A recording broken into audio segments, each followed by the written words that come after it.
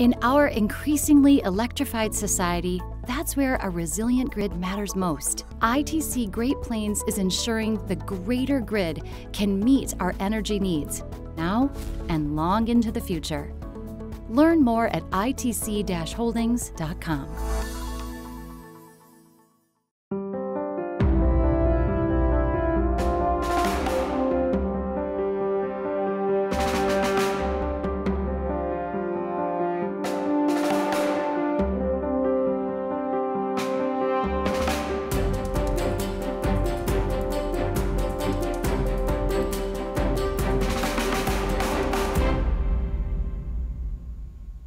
Good Friday evening and welcome to the Kansas Legislature right here on Smoky Hills Public Television, coming to you live this Friday evening from Bunker Hill. I am Becky Kiser, your moderator this evening. I am with the Fort Hays State University Docking Institute of Public Affairs, where I am a policy fellow. Also, I am an employee in Hays of Eagle Communications, where I work for the news department and also for Hays Post and Eagle Radio.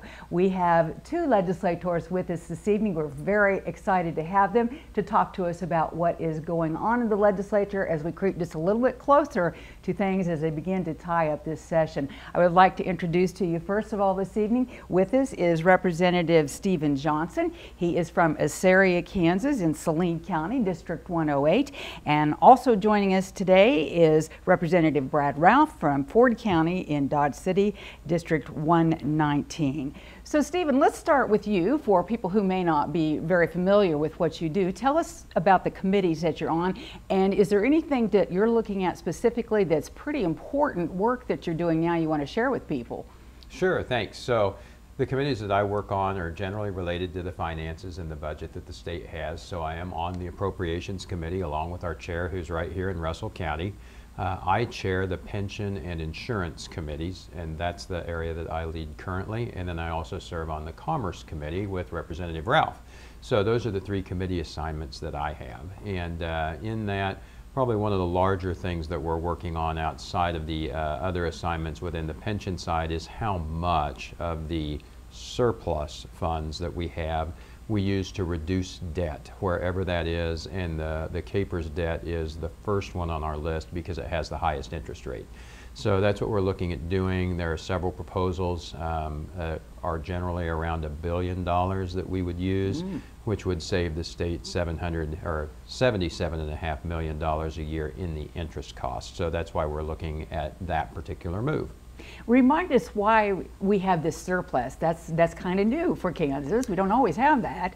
It is very new, and we're still working to figure that out. And one of the things that we know is there is a significant influx of one-time monies over the last year between unemployment payments, between the pandemic payments, and those funds and the turnover of those funds are credited with most of the surplus revenue that we have, both on the income and sales tax side. We've been working with our groups, and consensus revenue will meet again in April, just about a month from now, to look at what has continued to come in, and is any of this more ongoing in terms of a revenue stream, or is it really related to what we went through in the last year and those additional monies that flooded the economy. And some of the requests that you, as I understand that you've been getting, are not necessarily for one-time investment. It's something that's going on and you're not sure that money will be there. That is the key. So as we look to the Budget Committee, the key has been trying to get a handle on that. So one of the biggest things that we have to do every year is pass a budget, and we passed our first one this last week. Been working on assembling it from day one, but got it through the House floor. And the important piece to that is, on the assumptions we have, revenue and spending are held roughly equal going forward. There's a slight outperformance of revenue to expenditures, but there isn't a lot of additional room to do much ongoing beyond just meeting the budget as it was laid out. All right, let's move to Representative Ralph, and if you would introduce yourself, please, and talk about the committees and what you're working on right now. Sure. I'm Representative Brad Ralph. I represent the 119th District, and that's encompassed entirely within the city limits of Dodge City within Ford County.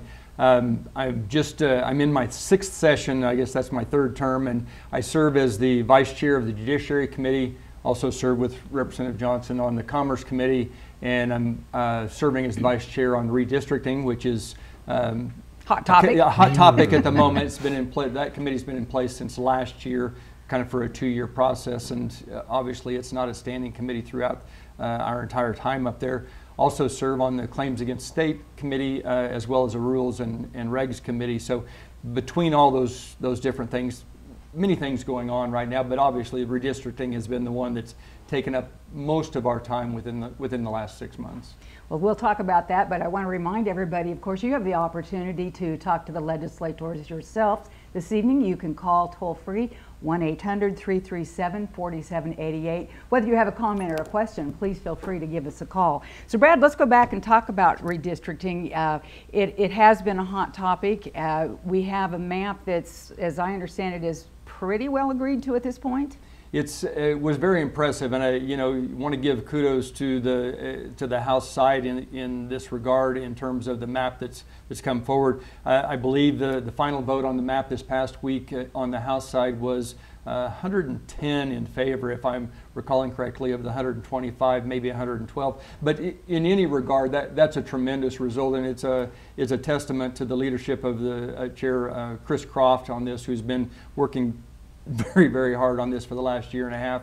To have folks from both sides of the aisle come together and be agreeable to districts that are created across the state. You have 125 districts, you've got 3 million people in the state, and you've got to divide those up between an ideal district in the state of Kansas under this last census is 23,504 people.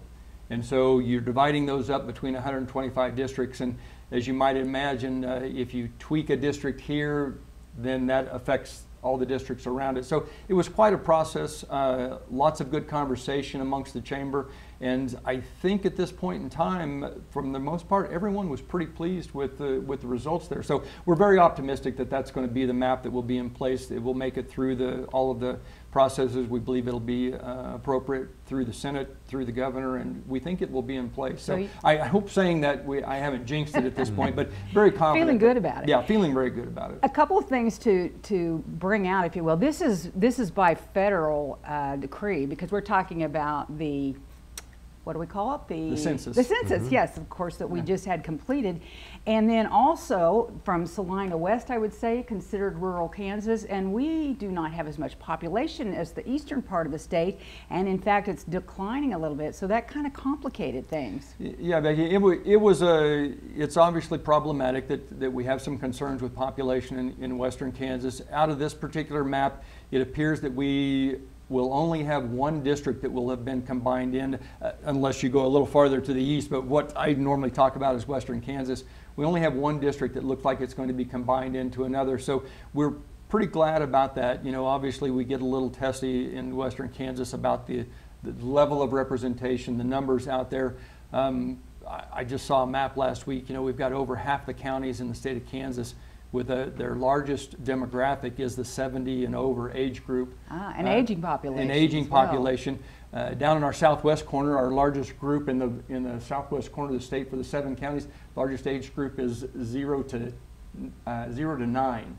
So we've got some interesting developments in demographic, but yes, census occurring every 10 years. The federal census comes out. You have to rejuggle all your lines across, and one of the things that's always a little bit of a challenge for the legislature at that point is every 10 years, sometimes you don't have that institutional knowledge and recollection of the folks that have been through it before, so that it's kind of almost a reinvent the wheel. But I tell you, one of the things that I'm always a little curious about is, prior to computers, I can't hardly imagine having done this just with pencil and paper, trying to gauge, Really? do lines and do all the math involved with this. But also the Legislative Research Department for the state did a tremendous job on putting all this information together and supporting the effort.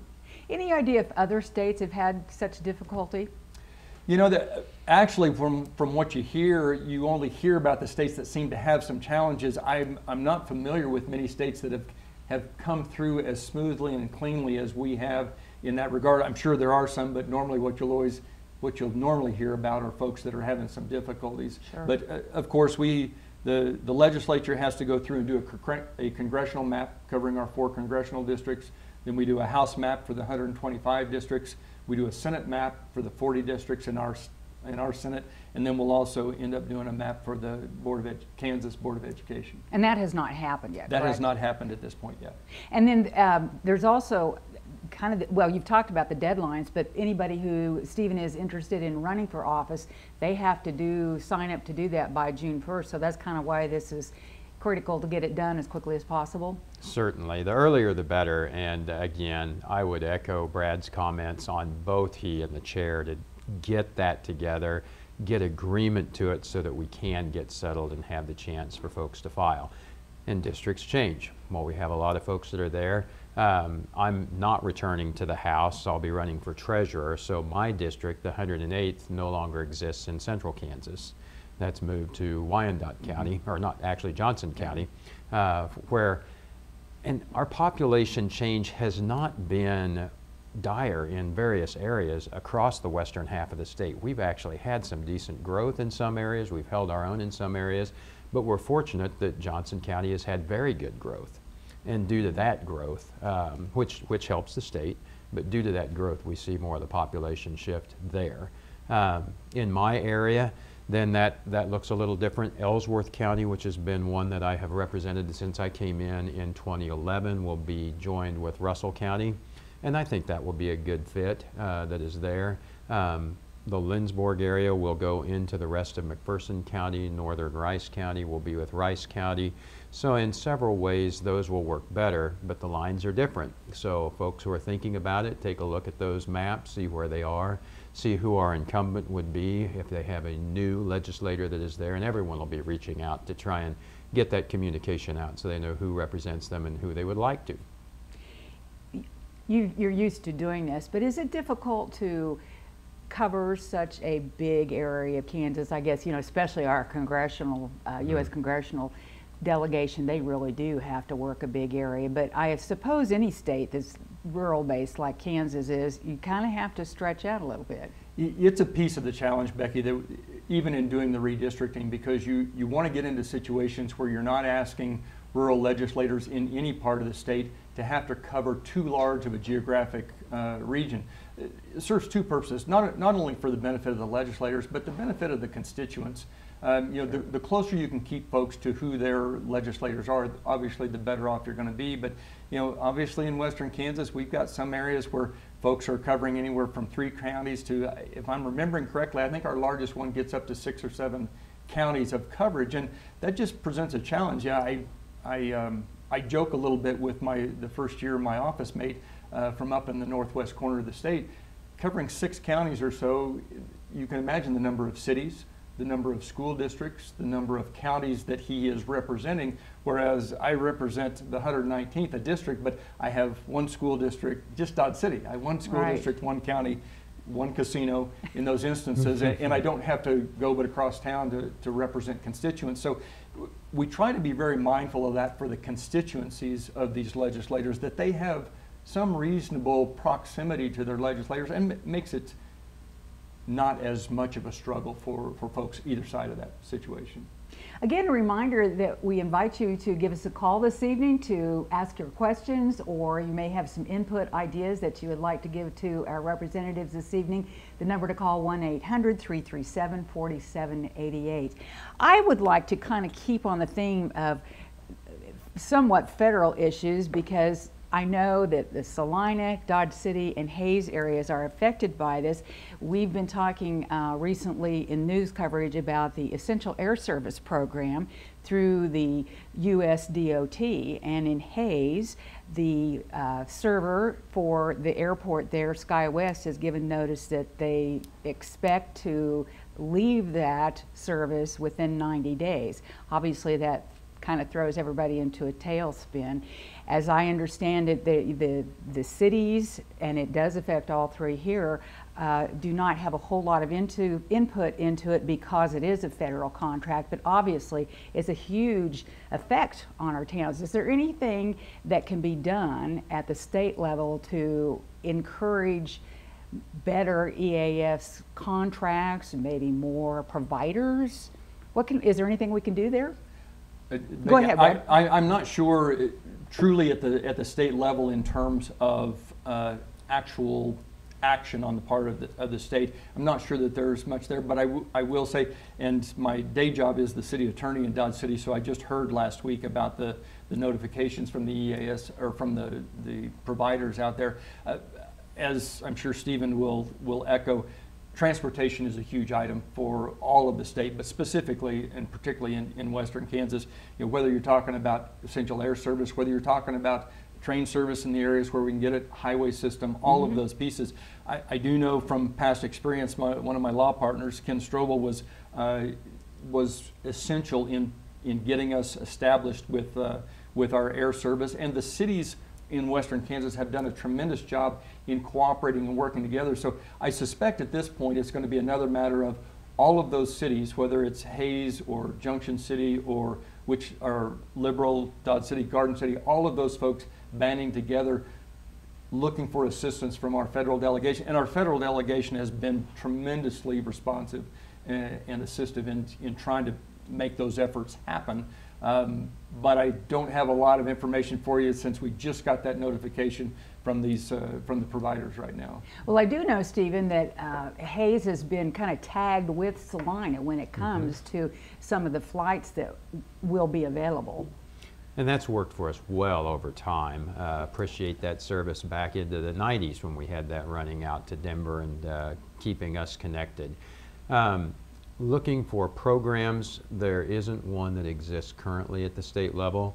Other times when we had looked at it is the question of saying, okay, how do we create something that is still efficient at the state level? And as Brad mentioned, it would be in response to the city saying, here's what we've got, and here's what we could see the state doing to help us be able to keep essential services. We'll see what happens. Let's move on to some of the movement that has occurred in the state legislature this week. Obviously, the budget work. Maybe we need Budget 101. Just kind of a quick overview of how that actually comes together, because it pretty much is not finalized till the very end, right? Right. Stephen? And that sometimes I know over the years we've had to come back into session to work on it.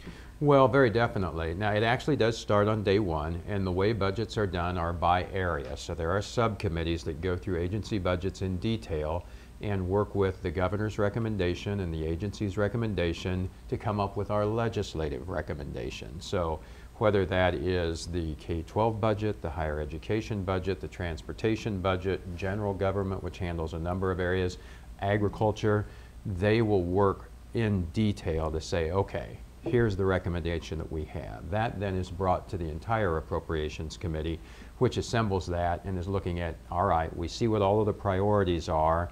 Our priority is to make sure that this balances. So are we able to do each of these things? And which of these requests will we vote on and say, okay, that's an obvious one, we'll put it in now in, say, February as we're going through that initial budget, and which one do we want to put off until we have seen all of the other items and consider that towards the end of the process. In this time, when we're at the end of the general session, we do work to get a budget proposal together. We don't necessarily pretend that it's final, but it gives us a good working document to look at. So that is what we just passed, and as I mentioned, we projected out to 2026 with revenues versus expenses.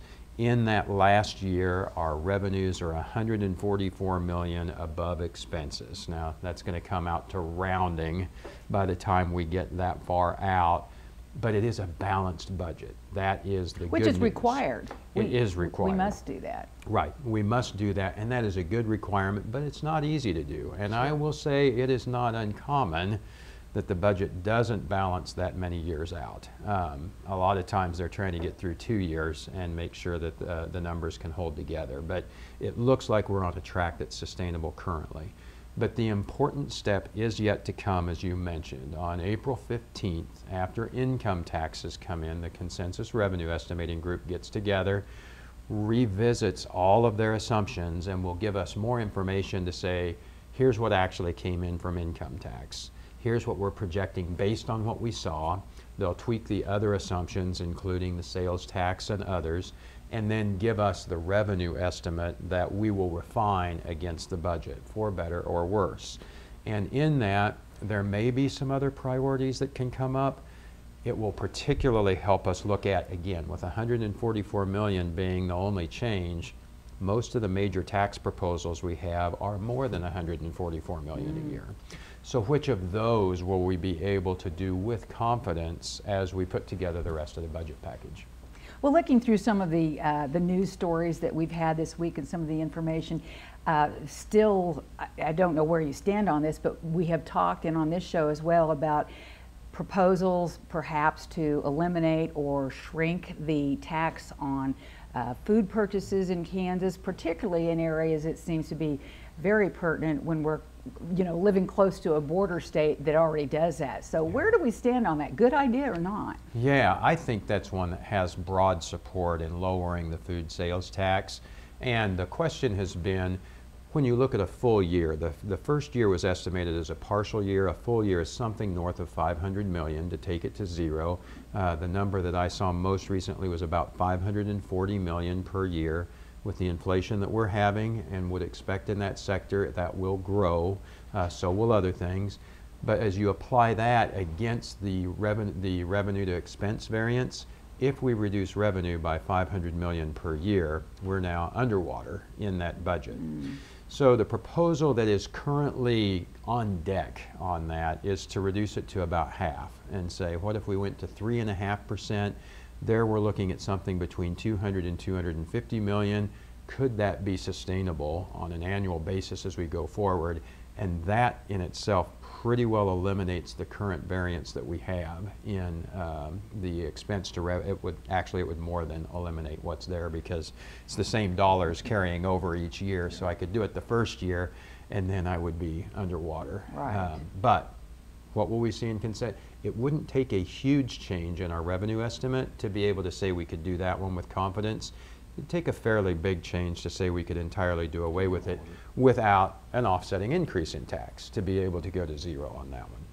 I think, Brad, hasn't there also been discussion about sales tax holiday for back to school purchases, that kind of thing? You hear those types of things fairly frequently, and many times they'll get floated just before session begins or sometime early on. I've heard those. I've never heard those approached in what I'll call any serious fashion, because I think what your viewers are seeing right now is with Stephen here this evening, and I think you saw even I was a little raptly listening to what Stephen was talking about. There are very few people in our house side that when they speak, people listen because they know they're getting straight shots from folks. And whether you agree or disagree with Stephen about policy things, folks always know that the general basic factual information that he presents is well thought out, reasoned, and we appreciate having that. So that's why I kind of find myself even listening as well. But I think it's folks like him and some others, particularly on the House side, that if you'll listen to the things that come up from them, the issues that come up, rather than just the one-off items that are thrown out in the media sometimes that folks are given their quotes about or whatever, are things that you can rely on more generally. So, for example, the one-time sales tax, it sounds good sometimes, but I think it's got several holes to it that don't really appeal to folks who are looking farther down the road to stabilize our situation, not only in this time right now, but in the years to come.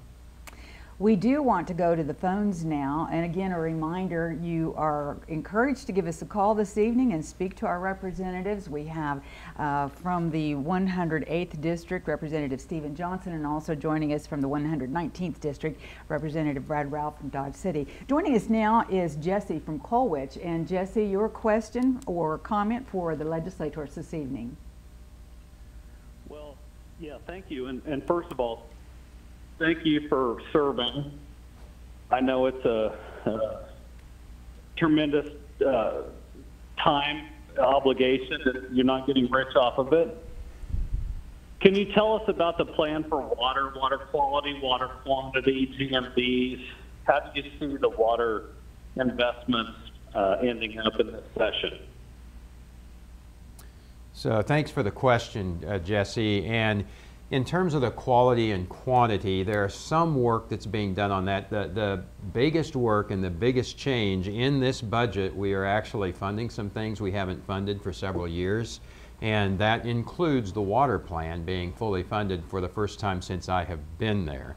So in that, there are several initiatives to address water quality in particular. You're right to ask about quantity. Those measures are handled some through the state, certainly handled through the state.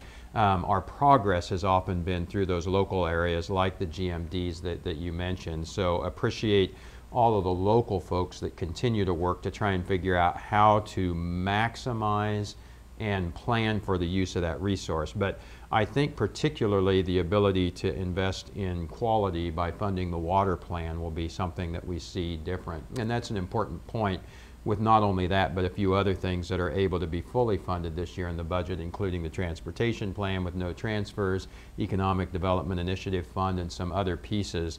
But water is probably the biggest impact for the number of dollars that it took in the budget to be able to address.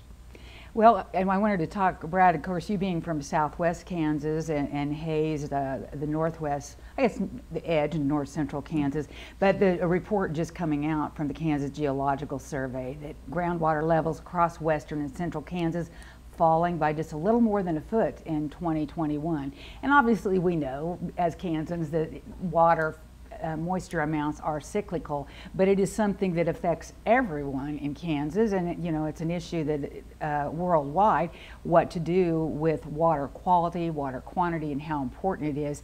The state has, you talked about the groundwater management districts, very important, and western Kansas has several of those in the western part of the state.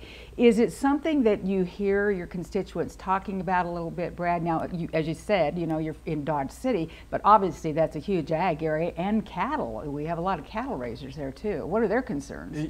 Everyone in the area is always concerned about water, and it's kind of one of those items that someone may not lead with that issue when they come to talk to you about things, but it always has some piece of the conversation regardless of what you're talking about. As you say, whether it's a municipality talking about their needs or concerns, whether it's the ag industry, they may be talking about things, but water always finds its way into the conversation. We were particularly appreciative this year of the Ag Committee and Representative Highland's efforts, actually bipartisan efforts in working on the water plan. And I'm going to use this word, working on it seriously. People have always worked on it seriously, but the time and effort that they put into it this year to prepare a wide-ranging water plan was very much appreciated. And as you might expect on issues like this, they don't get solved quickly, but we appreciate the fact that the committee was out into western Kansas, visiting areas, speaking with folks, and everyone knows this is a concern, and it cuts across all of our different sectors. I'm not sure at this point in time that everybody's got a great answer for how those things can be resolved, but I do know that whether it's municipalities or the ag sector or whatever, at least folks are being conscious about that particular item and dealing with it in reasonable fashions. You know, even in our area there around Dodge, as we look at trying to bring in new industry into the community, it's always one of the significant items that is in discussion is Sure. How might that affect our water supply, water usage in those. So recently the businesses we've been talking about in industries coming into the community have that right up front in how they're approaching the city and the area in coming in there of how they would be a benefit for us in terms of water usage and conservation. So. I have to put a plug in for the residents of Hays because attending City Commission meeting last night, actually, we were told that, and this has happened before, that Hays is the #1 best recycling, least amount of use of water per capita in the state, and we're ranked nationally. At some point we're going to find out what that is. But you know, it's if you don't use it in the first place, there's a little bit more there, and they have all kinds of great conservation plans. But it's something that, as you said, Brad, I think people are starting to realize that it's not going to be solved quickly, but it affects all of us, and we're talking about some long-term plans. You know, and maybe one of the things we want to do at this point too is that as you're putting in the plugs, maybe we could plug our youth right now, because I think that is something that the younger generation is more aware of, and they're having an impact in that regard. Great. I'm glad you mentioned that. There's also, again, I'm going to plug Hayes. They've started a water ambassadors program for youth, and that's exactly right. They're the ones that have the enthusiasm and the energy and are going to be affected long after we are, so we're glad to have them there. I'm curious, Stephen, you talked about the funding. Are there specific programs that we have not funded over the years in the water plan that will resurface with some available monies? Yeah, so a lot of them did deal with those quality initiatives and measuring, et cetera. So that will be there. But the strides are what you were both talking about. So back to when we started an initiative on water in 2011 and put together the Blue Ribbon Commission that met for several years to try and work through all of the details and try and find a funding source to even be able to start asking those questions. It was the communities that you mentioned, what Hayes did on residential water use, what our other communities have done in using water and recycling water and being remarkably creative as our economic development professionals have brought in different businesses and looked how everything works together. We have done a very good job at looking at how we use that water, how we preserve it, and can continue to look to the future. So we'll have to deal with some other issues as we have west of Garden City with the different elements, et cetera, that wind up being problems that we have to work through as that underground water supply changes. And how do we keep that clean? How do we keep that usable? And what are the costs to that? I think everybody has a grasp when we talk about water quantity, but we're also talking about quality. As you said, are there dangerous areas of water? Are we talking about poisonous water, or what does that mean exactly? I don't necessarily know that, but it is just keeping everything usable, and that is of interest across the state. That is a big interest to Water One in the Kansas City area, is what is water quality that is sustainable for what they're able to use. And dealing with everything that is in what's happening underground, what we're doing on the ground, each of those pieces and how we make the most of that. Some of it even deals with our stream bank stabilization projects. Anything that we're able to do to try to improve that water quality. All right, well, let's talk about a couple of other things, and I'm not sure where this is standing at this point, but I know that there has been discussion about, obviously, a particular interest in rural Kansas, some information about possibly changing how advanced practice registered nurses can provide health services for patients, and there is an idea that they may be able to do this without direct supervision of a physician. It seems like it has its good points, especially in rural areas, but then I know at least the Kansas Medical Society has come out and said, no, we don't like that idea. So where do we stand on that, Brad? What are the pros and cons of that? Well, that's been an issue that has been around the entire time that I've been at the State House, in terms of the issue being discussed, being what I'll call negotiated back and forth between several groups, not only APRNs, but the Medical Society and some of the other medical folks. I think at this point, my understanding is there has been progress made in terms of getting to a point in time where they can reach some type of a consensus. Obviously, not obviously, but I think there have been some concerns in the past that the APRNs have been required to practice in circumstances where they are under some type of actually a written agreement with a physician to provide their services. And obviously, again, as we get into specifically into western Kansas or rural areas of the state, sometimes that can be a real challenge to find a physician who is willing to enter into that practice agreement with you that is somewhere close to you, so that you actually can be fulfilling what that's attempting to be doing. But the last thing that I'm understanding is they've worked through several of the issues. There's still an issue as to whether or what particular licensing or monitoring agency those APRNs might fall under if this were to pass through. And that depends on whether they might fall under the Board of Nursing or under the Board of Healing Arts. And that appears to be a pretty significant sticking point between the two groups. It's my understanding that last week the Senate and the House Health Committees went to a conference committee in at least an effort to try and bridge some of that disagreement. It sounds as though that didn't make a lot of progress on that particular point in time. Did not make a lot of progress, but items are never dead until, well, ever. So I suspect we'll hear some more of that before this particular session is over with.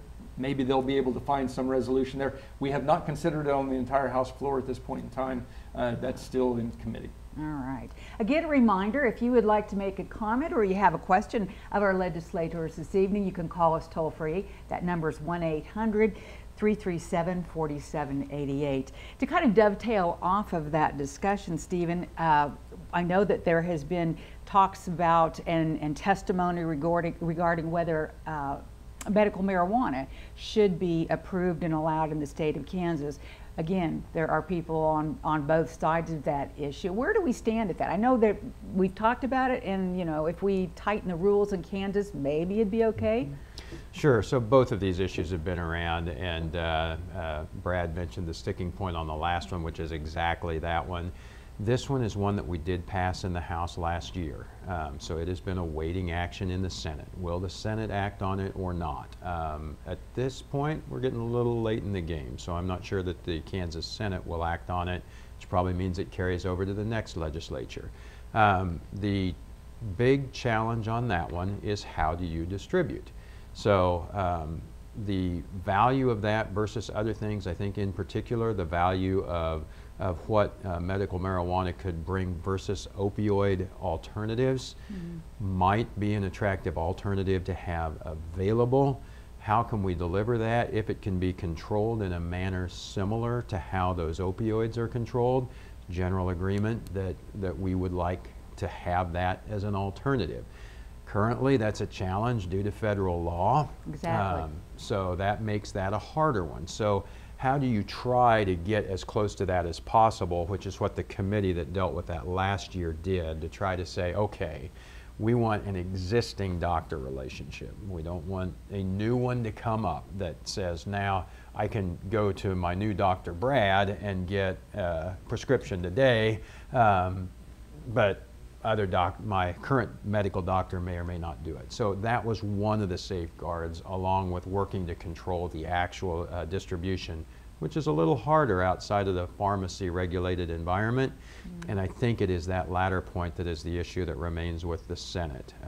But it is a discussion. The fact that it made it to a discussion on the House floor, the fact that it did pass at that point, definitely shows progress for that. But I know those who are waiting for it, particularly those who have children that may suffer from epileptic seizures or other types of things like that, are very frustrated waiting for the chance to get something that they have seen positive effects in other places.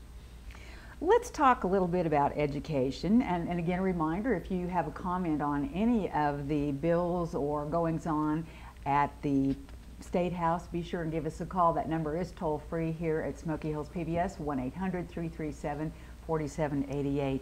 Am I correct, Brad, in saying that the funding K through 12 education, that takes the biggest part of the state budget, correct? Yeah, absolutely, and I'll defer a number to Stephen, but yes, absolutely, and it was one of the things that was kind of an eye-opener for me when I first came into the legislature, but yes, by far, that's our largest item in the budget. So what numbers are we talking about there, Stephen? Well, it's about 56% of the budget just for K-12, so that's the majority. Well, the thing that has probably risen to the top this session anyway, for various reasons, but something called the Parents' Bill of Rights has been discussed quite a bit. There are people who support it, there are people who don't. Explain to us, Stephen, what the parameters are of that, why people are interested in, some people anyway, are interested in something like that becoming a little bit more restrictive. Mm-hmm. Well, I'll take a stab at it, and I believe it has passed in the Senate at this point. It has not passed in the House, but it has been discussed.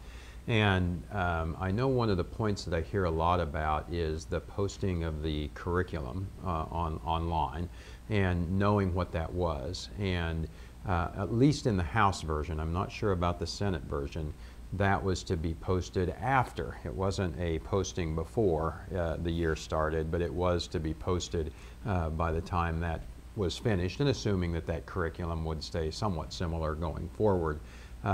That seemed to be one of the items that got a lot of discussion around the Parents' Bill of Rights, and there may be some others, and we may have some viewers with some specific ones that they'd like to ask about. Well, I know in some of the news stories that we've gotten that there are, at least associated with it, rightfully or wrongfully, I don't know, but as you said, looking at the curriculum and perhaps some of the books that are in the school libraries, and there have been some parents and other groups who don't like what some of the information is contained in some of the books, and they've said, you know, that should be either not there at all, not available to the kids, or it needs to be in its own little section. Should the state be involved in something like that, Brad? You've got a interesting look on your face. Well, and the interesting look on my face, I mean, I in my household, I live with a teacher. Okay. So you've heard this discussion many times. And one of my children taught for a while. One point in time, I was a teacher education student back in the day at St. Mary of the Plains College in Dodge City. But here's the concern I think that goes on right now is there's so much discussion about Parents' Bill of Rights across the nation that the different components of all of those pieces of legislation kind of get jumbled around, and so it's difficult to know specifically from whatever state you're in what you are getting in any particular legislation. And it happens even to us while we're up there in Topeka. What you hear discussed early on in the session, maybe in the first couple of weeks, doesn't necessarily end up being what's in a bill that comes out of the committee, nor what we end up seeing on the House floor. And that's not a criticism, it's just part of the process, is that things evolve as they go through, as you would hope in good governance, is that things get better, whether you like them or not, that they get better. And then of course you've got whatever may go on over on the Senate side on a topic may be different than the House side. So all of that said, yes, the Parent Bill of Rights, as I understand it right now, some of the components would end up being, for example, parents having access to curriculum or having access to challenged items that may be within the school libraries, access to teachers. As we look through those, one of the concerns that I always have as we look at those things is this is addressed as a transparency issue, is I'm really not sure that we don't already have all of those things in, if not all, most of our school districts. For example, I know every district has some process or procedure available to challenge items that may be, for example, within a library, if there are books there. Every school district within their policies and procedures has the ability for parents to see those materials and ask that they be reviewed by either a school board or some committee in there.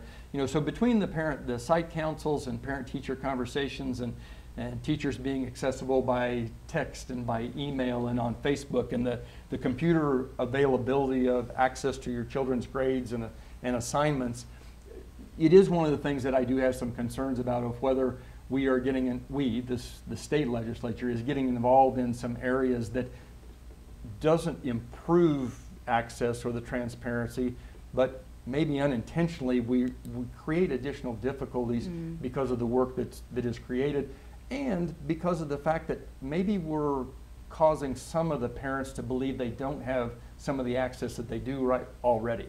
So those are some of the concerns I've got at this point. We haven't seen that come over. There was a bill passed out of the Senate.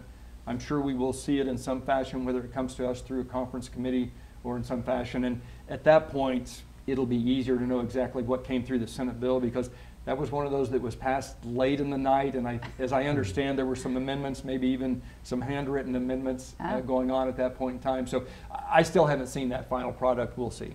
Stephen, do you have an opinion? Similar to what Brad had to say, and it varies somewhat in location. So in my home district in South Saline County, in Ellsworth County, we have some great board members and have had on our local school boards who I think do a great job of addressing those issues, working with parents in the school, and being able to deal with what needs to be handled. And where we don't need state involvement, I think we're generally better served on some of the policy issues. However, I don't know what those issues are everywhere. As we get to other or larger school districts where there's been perhaps more dissension than we've been fortunate to not have on our boards, is there a role that the state needs to play? So if we hear that come on the floor and get to actually hear what the committee vetted on that, we'd certainly look at those pieces. I would be skeptical of all of the amendments that came on that bill and whether everything needs to be in state law. Brad, you said perhaps even some handwritten amendments. Really? Yeah, does that really happen? Okay, and it's my understanding. It's rare, but it does happen every so often. There have been situations where you're trying to figure something out and you catch something. Neither side, our clerk does not like handwritten amendments, but once in a while we'll go, and there's still usually a form that we use to say, here's what we're working to do, and it is difficult on the fly. Thank goodness, and I am not an attorney, but thank goodness we have revisers that write those for us to say, great, that's a great concept. Here are the two other references you need to have to make sure it's consistent, and that's where you can really run afoul. Sorry. No, absolutely. You're exactly right, Stephen. And those are the concerns, because what we try to keep in mind is we are writing laws, and every word that we write down and every word that we pass should and actually does have a meaning. So you try to stay away from those handwritten amendments, but there are certainly occasions occur where something may need to be fixed, because our revisers and our legal research staff there are tremendous, but when you think about the number of bills and laws that are considered and the stuff that goes through the State House, there are bound to be times where even with all the vetting, you get to a spot and you say, oh, we've got some particular item here that should have been addressed. If you don't do it as a handwritten, and many times you can talk about bogging down the process for a number of hours for that actually to be done through the revisor's office, get back up to us, because there are time limitations and requirements for how long we have to address things if it comes back through the revisor's office. So sometimes there can be a tremendous cost savings by us going ahead and dealing with things, but you try not to do substantive amendments by hand. Again, back to the point of when you do those by hand, you can normally look over and seeing folks from the revisor's office tensing up a little bit at that moment, because they haven't had a chance to at least provide us some information as to whether maybe that, not a good idea from policy standpoint, but a good idea from not having we're messing up something else that we didn't think about. Sure. Actually from the words that are being written. So what exactly is the responsibility of the revisor's office? The revisor's office is staffed by attorneys. They do a tremendous job, and they write the bills. The actual physical writing of the bills, among other things, is what they do for us. They staff every committee that we have in the State House, regardless of what they deal with. They are there to provide legal advice about whether what we are doing can be done, not from a policy standpoint. And they are excellent about the fact they will not say, should we do this or should we do that from a policy perspective, but their use is immeasurable from the standpoint of, for example, just historical knowledge within a committee of, yes, you've considered this issue before, or this is how we normally say this particular thing when we're drafting it. So they are there to provide legal advice in that regard, but sometimes the difficulty can be is if you ask them to write a law, they will write it, and they will write it legally correct. They won't tell you whether that's a good idea or not a good idea. That's up to us. Right. In those instances, but tremendous work that they do. And how do those people get that position or that job? Are they hired by the state? Yes, they are hired by the state. Sometimes I wonder why they put themselves through that, because as you might imagine, for example, the other night when the Senate went till 2 o'clock in the morning, the staff, all of that staff is there addressing all of those items, and then particularly in these last 2 weeks, things can get a little crazy. But yes, they are hired by the state through the revisor's office. All right. Well, another topic that I wanted to get to before we move on, again, a reminder that we invite you to make your comments or ask your questions of our legislators this evening, and you can call us toll free here at the studios in Bunker Hill, 1-800-337-4788. Something that has been in the news a little bit, I haven't heard a whole lot about it, Stephen, but discussion about property that has been seized by police and how and if that should get back to the people that it came from, and it's, I guess we could call it, or it has been called, policing for profit, which is not probably intent or what they're meaning to do, but it has been, many law enforcement agencies have been accused of that, or it looks like that. So what are we talking about? How can we improve the situation? Well, I appreciate the question, but I might actually ask my colleague if that's been dealt with on judiciary. But be glad to. Sure. It's an issue that has been brought to the legislature, specifically to the Judiciary Committee over the last several years. It is an item of concern, asset forfeiture.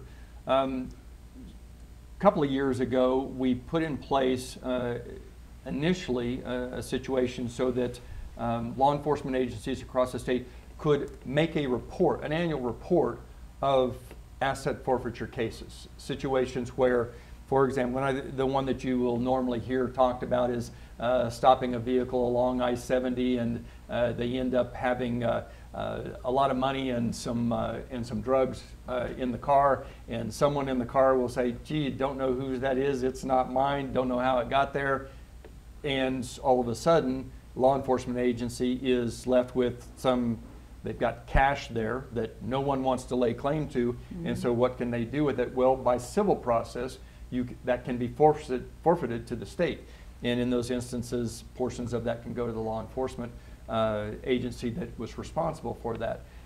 Put in place a situation so that we could at least see when that was occurring.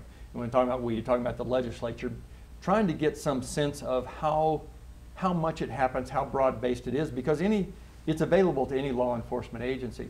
What I will tell you in terms of, at that point in time, from the testimony we received, didn't see any indications of abuse of that process. But there are ways that process could be improved. There are things that can be done. We've worked on that over the last several years. Again, as we see with so many types of legislation, it gets a little better. The proposals get a little better each year, I'm sure we will be addressing that again here in the future at some point in time. There are folks out there that would like to see that just done away with. Completely that we shouldn't have that at all.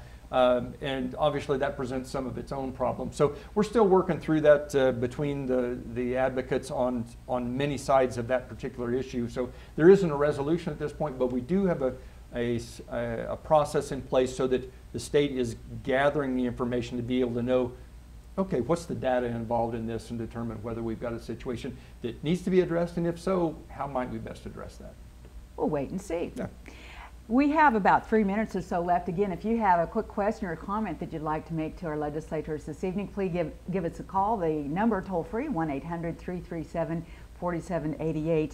One thing that I wanted to ask, again, both of you being from we'll say the rural part of Kansas, there at the beginning of the session, discussion about sales tax elimination for fencing for, in the ag area. And again, we think about the wildfires, unfortunately, that have happened across Kansas this year and the past couple of years. Where do we stand on that? It seemed like it really was out of the gate. People really were responsive to that, and then it kind of got jumbled up somewhere. And I have to double check whether we got that one across the line, because it absolutely came out. It's something we've done, unfortunately, more than once. Something that for each of the fires that came through, they had the right language in it this time to not have to enact that, but that when the event occurs, that would come into play. And I had chaired the tax committee previously, but haven't for the last 2 years. And I'm not sure where that got stuck in the process. I'm confident that it will get across the end. sometimes it's hard for tax bills to get all the way through, because every good tax idea gets added to a bill, and all of a sudden you've got $1.5 billion bill that nobody wants to vote against, and it falls by the wayside. But that is one that I'm confident we will get done at some point. Do you have any other info on it, Brad? I don't have any other information, but I would agree with Stephen exactly. You know, a couple of years ago we had a similar situation in several parts of the state. We're able to get that done. I have no doubt we will, but I don't know the current status of that. All right, well, we'll see what comes out soon. One other final thought question of you. We have to pay a lot more for gas these days. Ellis County, where Hays is located, #1 oil producing county in Kansas, and you know, prices of oil have come back up. People are happy about that in that area, but none of us are happy about having to pay more for gasoline. Can the state do anything about that? Well, People there want are to know. some things. Now, it is limited. It is a policy we have to have consistent all the way at the national level. We have to continue to work across the board. Some of the things that have been happening include divestment from oil and gas, which has been active not only in different efforts, but even among investment companies. And one of the things we need to make sure of in our state assets is that we are not using managers who actively seek to invest in decarbonization strategies. Not that those are bad strategies, but how do you just invest in the best opportunities that are in the best interest of Kansas producers and consumers?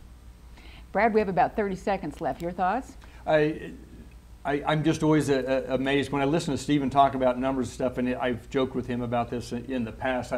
Finances are not really my thing, but we're going to miss him a lot in these sessions to come in regard to our financial matters. I wish him well in his campaign to come, but we are going to miss him in the House, and as folks can see, he's got quite a grasp of that. All righty. Well, gentlemen, I thank you so much for being with us this evening. Thank you for the service that you give to us for the state of Kansas. We've been joined this evening by Representative Stephen Johnson from District 108, Assaria in the Saline County area. Also, Representative Brad Ralph, Dodge City, Ford County, District 119. Thank you so much for joining us this evening. We'll see you again next week right here on the Kansas Legislature. I'm Becky Kiser.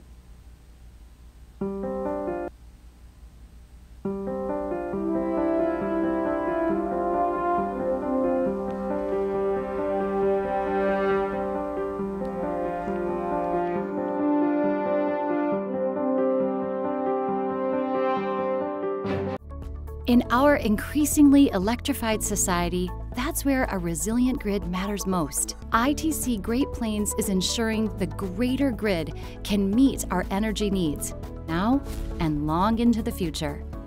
Learn more at itc-holdings.com.